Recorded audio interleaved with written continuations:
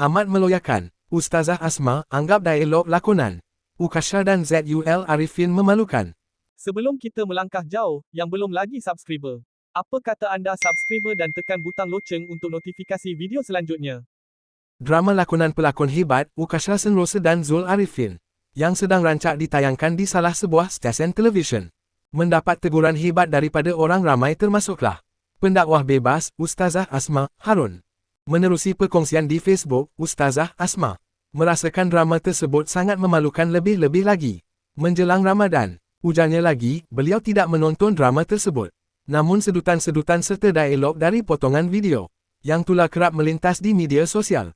Drama tak bermoral dan ala-ala soft porn seperti ini makin menjadi-jadi. Lagi bila kita sudah di ambang Ramadan. Ia amat memalukan dan meloyakan.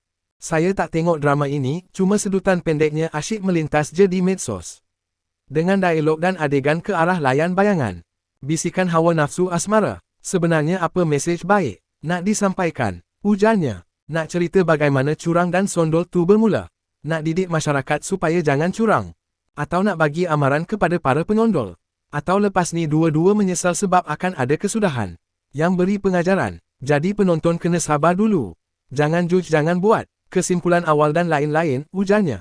Dan untuk sampai kepada kesudahan dan mesej yang kamu rasa bagus itu, penerbit, pengarah, para pelakon yang Muslim yang dah faham hukum hakam bahawa haram pegang, sentuh, peluk walau berlapik antara ajnabi, lelaki perempuan asing.